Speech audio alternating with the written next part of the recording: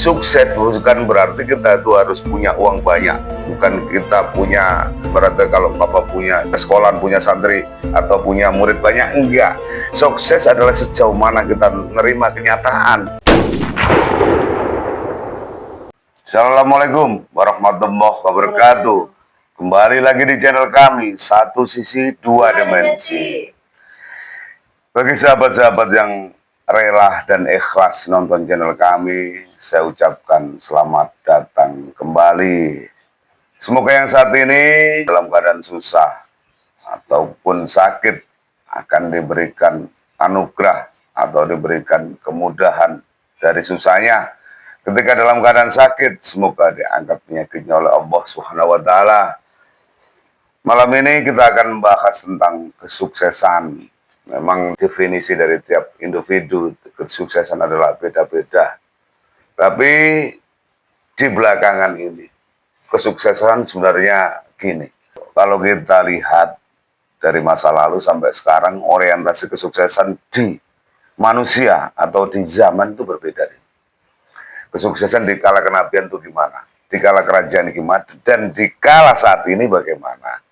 Kenapa kok terus berbeda? Karena kesuksesan orientasinya nafsu, orientasinya dunia. Tiap orang menganggap kesuksesan adalah A, B, C. Yang semuanya nggak ada yang sama, tapi tetap satu orientasi adalah dunia. Jadi kali ini kita akan membahas sebenarnya kesuksesan terbesar itu gimana sih? Apakah kesuksesan-kesuksesan yang diidam-idamkan atau didamba-dambakan atau dicita-citakan itu sebenarnya bukan sukses yang hakiki, kan gitu tadi. Jadi kita baliklah menurut masing-masing. Coba aku tanya sampean aja lah. Saya sekarang kembali. Yang nanya kan Bapak untuk sampean. Kesuksesan menurut sampean itu apa?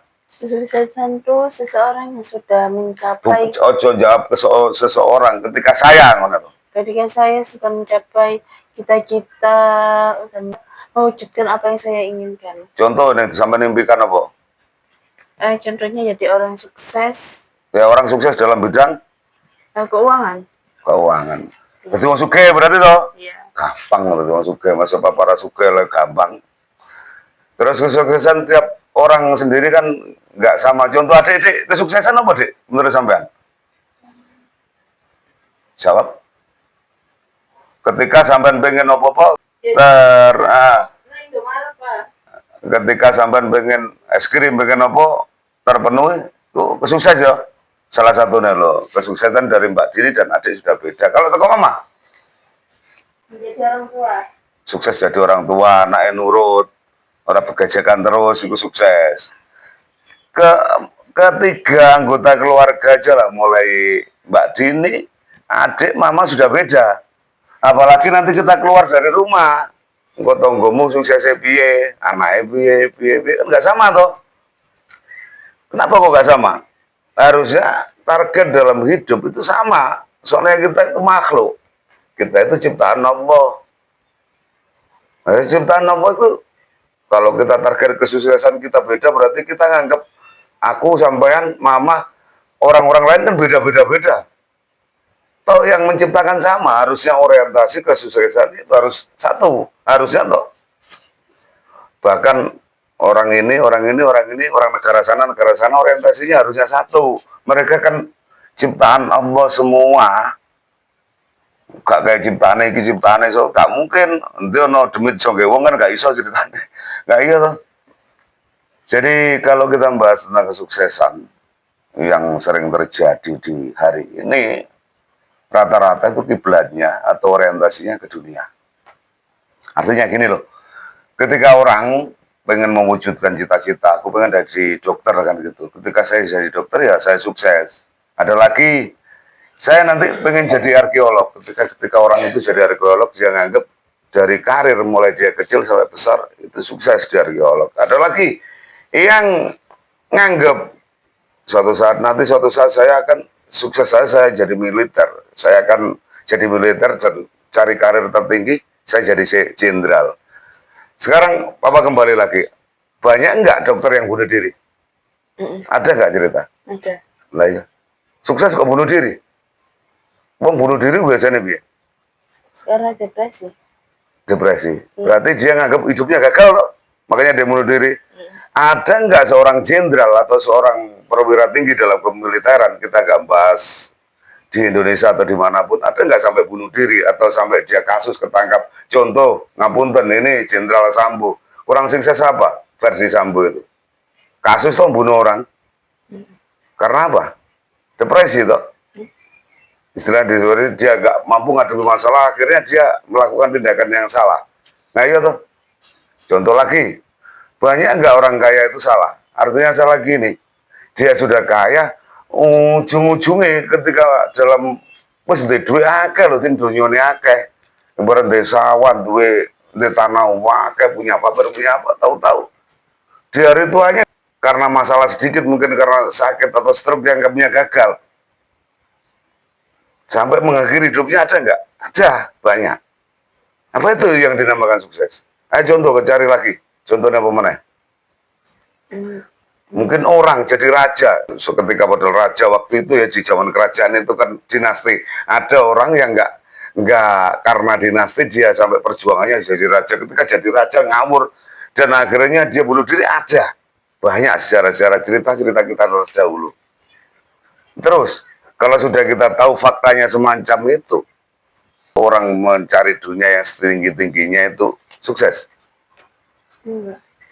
Rabbana atina fid dunya hasanah wa fil akhirati hasanah wa qina adzabannar. Iku artinya apa?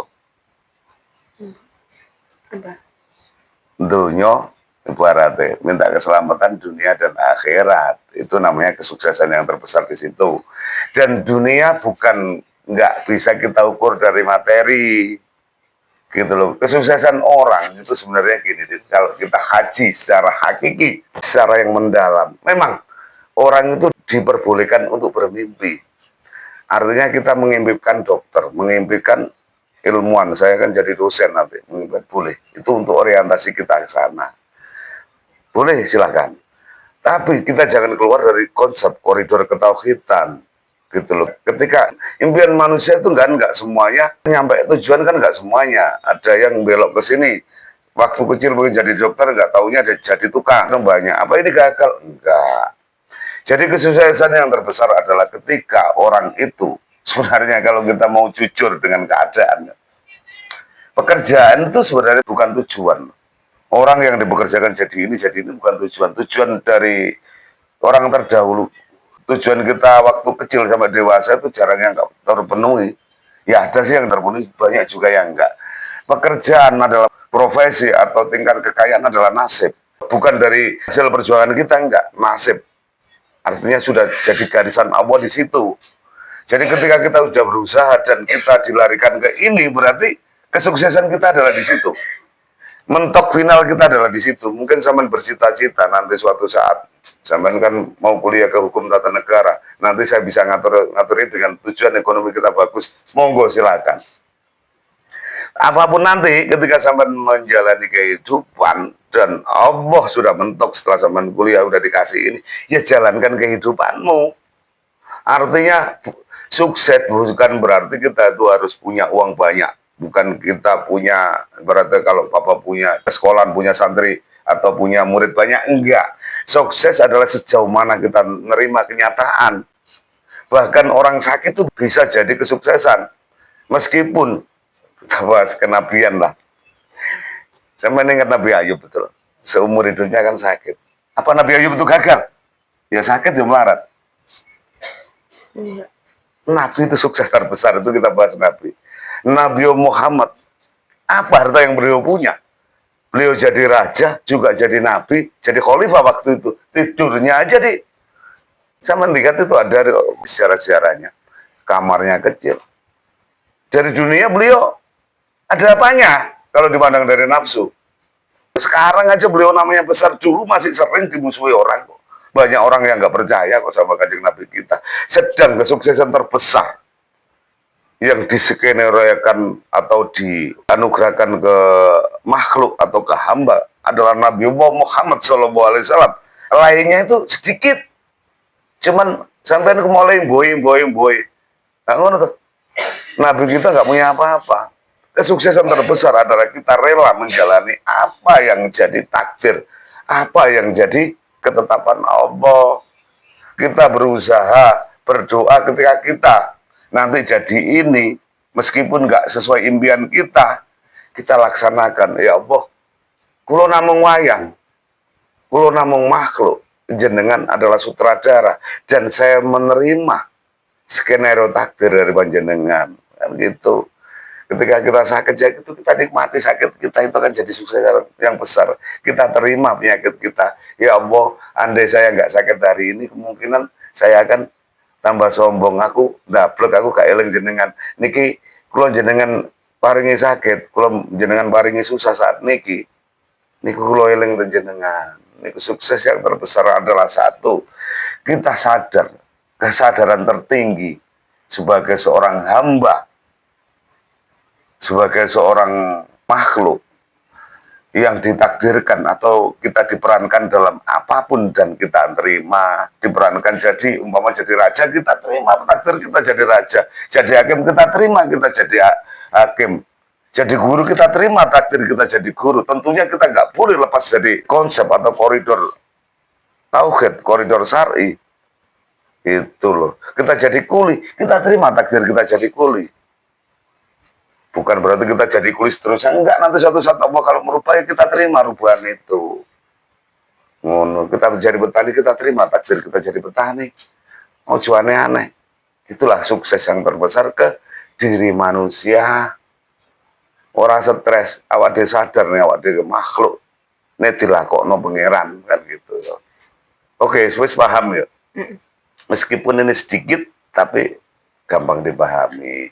Tapi nanti ininya yang susah, penerapannya yang susah nanti. Ya nggak apa-apa, kita berdoalah terus supaya kita ingat doa sama Allah. Ya Allah, mungkin jenengan boten netepno iman kulo, tauhid kulo, dan gitu.